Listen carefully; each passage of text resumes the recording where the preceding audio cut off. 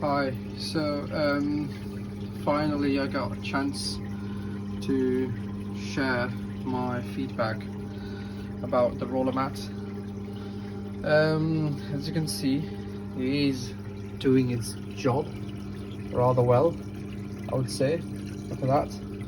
The water is very, very good. It's only been running properly for since last night. I had an issue. I'll talk about that in a minute. It is very, very clear, the water. So I think the key thing for me was I purchased it because I know Red Sea do good products, and the quality that comes with the brand. The price point was reasonable relative to other competitors in the market, and the fact that it has got an app that allows me to control, to see how it's being used. I think for me that was the main selling point. It wasn't quite plug and play as I thought it would be. I think the corrugated pipe is taking up a bit too much room than I'd like, but that's the price you pay, I suppose, in having something like this. So just to give someone an idea who's got the same Red Sea S-Max 650, so this pipe, it sits in this area where the skimmer used to sit, the sea skim skimmer. You take the stuff from underneath, and you know there's a bio block sitting in there, there's enough space. So yeah, you do that, and then on the other side the pipe connects like this, so you will have to cut it in situ, or if you are lucky and you can access, unlike me at the back, you can unplug it underneath the diaphragm valve. I've left the diaphragm valve fully open. I've modified to have the gate valve here. I had to cut it in situ, and it was pain in the backside. I don't understand why, for the life of me, Red Sea decided to give us a glue that's white.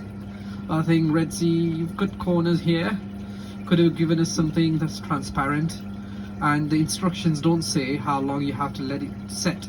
So unless you're a DIY guru, or it leaves you panicking a little, because if you are someone like me who's doing this on the go, and you know the return is turned off, it's probably a good idea for Red Sea to include, oh, the curing time for this is going to be 1 hour, 2 hour, 20 minutes, 5 minutes. It would have been nice, but it's not included anywhere in the manual. So yeah, that's one of my beefs, but other than that, it fit in okay.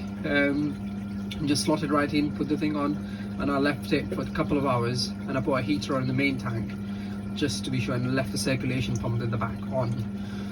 But it was fine, it was all fine. I have this odd setup here that's bothering my it's just something, a mess I need to sort out. But other than that, I hope it gives some people idea about how it sits.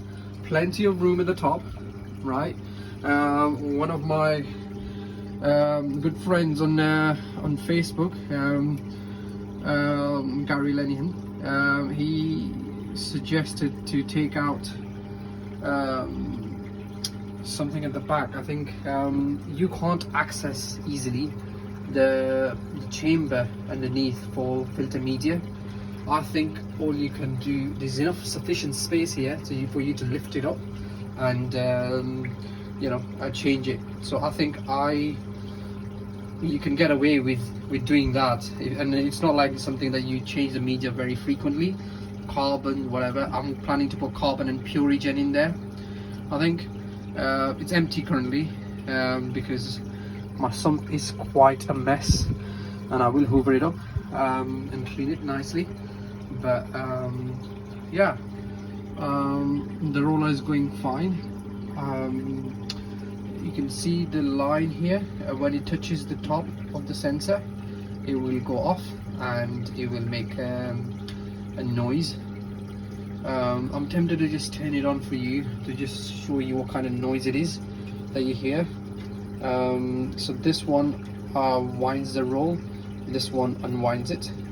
So if I think that's right. There we go. So it's done some winding, unwinding. There we go. That's the kind of noise. There we go. So here we go. Can you see the water level has dropped? It's gone a bit quieter too. So you can play around with the settings, and the app itself is pretty user friendly. The button at the back, you can see the manual. It has all sorts of features. You can restart the whole thing, reset it, etc. You can double click these two and it does something. The top light shows if there's an error, so if it's jammed or anything, it'll block.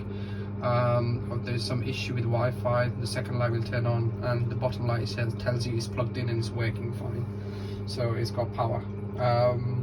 I think that's pretty much it. I'm pretty happy with it. I think it's a good job by Red Sea.